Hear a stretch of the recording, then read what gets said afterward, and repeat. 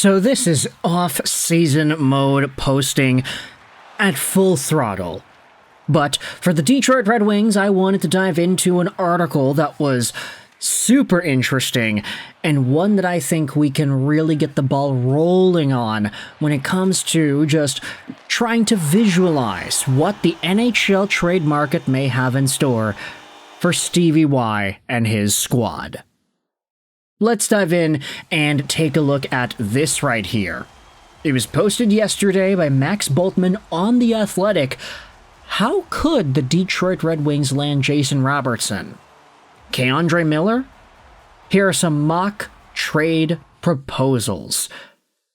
This is a really interesting article because what Bultman does is he goes out there and proposes a whole bunch of trade ideas involving the Detroit Red Wings, and then he tosses them over to some of the other writers on The Athletic, and he says, hey, what do you think about my trade ideas?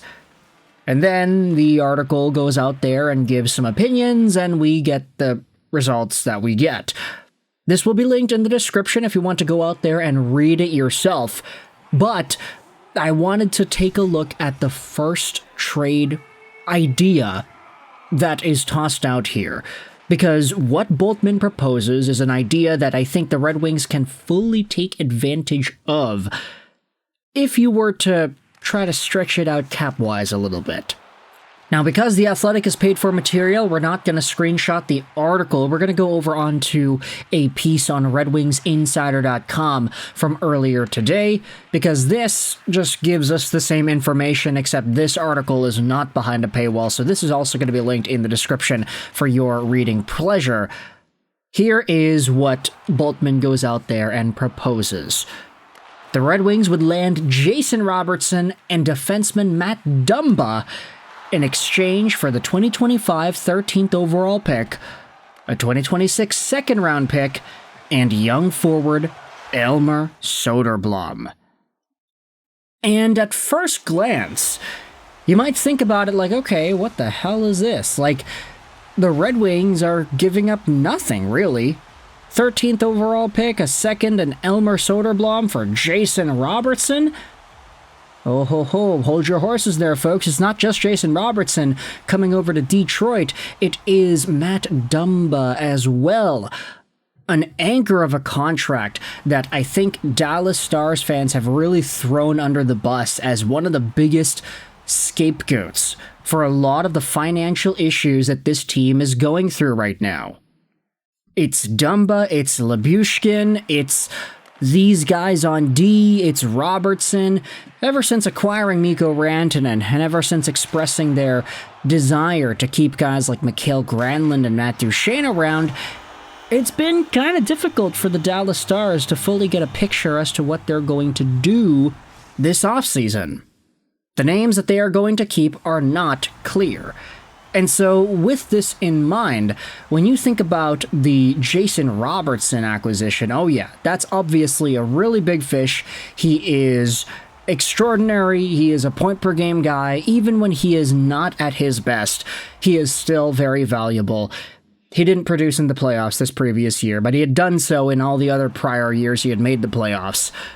Jason Robertson is a fantastic name, and he would be worth all that for the Detroit Red Wings, with Matt Dumba included, which is an anchor of a contract and somebody that I think a lot of Red Wings fans would start to feel more so that Justin Hall-esque attitude towards, should he actually play for the Detroit Red Wings and have a significant amount of minutes. I'm not going to underestimate just how bad Matt Dumba could be as an acquisition with this team.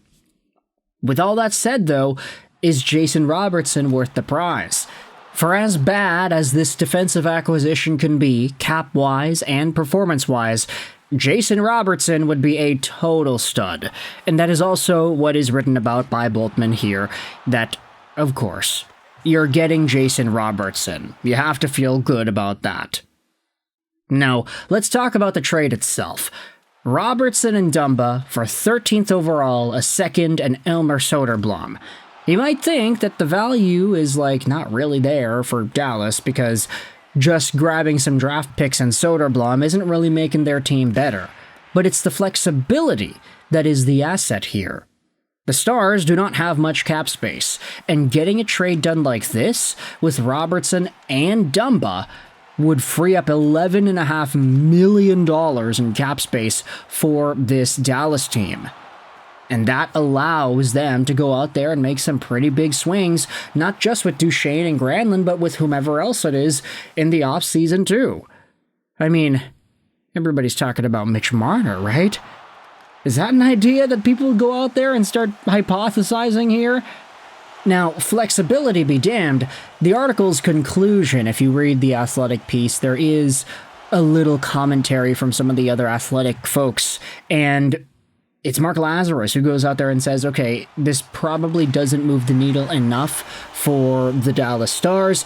Yes, cap flexibility is nice, but the team doesn't get better, and Elmer Soderblom doesn't add too much of an element that is too substantial to make this trade worth it, so you're going to have to probably add somebody else that moves the needle and actually gives Dallas a lot more value there. There's a discussion as to whether or not that could be a guy like Nate Danielson, for example. And if you wanted to add him into the deal, Danielson, Soderblom, the top pick in the draft, and then a second in exchange for Robertson and Dumba, that's starting to look a lot more fitting, in my opinion, at least. I get it, there is still some negative value with Dumba, so you can't say that you're getting full value for Jason Robertson, but the Dallas Stars got to get some big assets in this trade. It's J-Rob getting traded here. Assuming that is the deal that goes down, of course. If a guy like Nate Danielson is able to exhibit a Logan Stankoven-esque rise to greatness in Dallas in his first few seasons in the NHL, then obviously that would sting for the Detroit Red Wings to see Danielson and then maybe Soderblom exhibit some really good success elsewhere. But you're getting Jason Robertson. If this guy gets 80, 85 points a year, you're happy. If he reaches his upper ceiling of 100+ points a year, you're even more over the moon. You have to give up value to get value.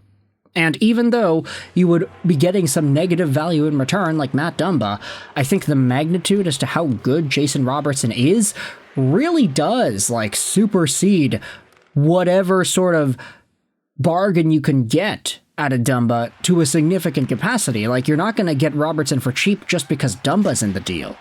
You're still going to have to give up a lot, and so I'm a lot more inclined to believe this idea works.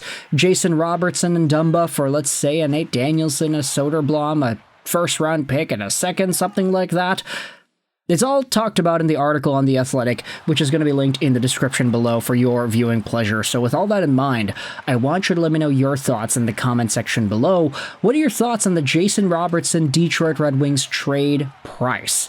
What are your thoughts on these assets, and what are your thoughts on this overall thought process? The article's interesting on The Athletic because Boltman has a bunch of other trade proposals for Detroit with K'Andre Miller, with a bunch of other dudes, so it's all there in the description. Read it if you have The Athletic, but let me know your thoughts in the comment section below. I hope you enjoyed this video. Roll 9, and bye.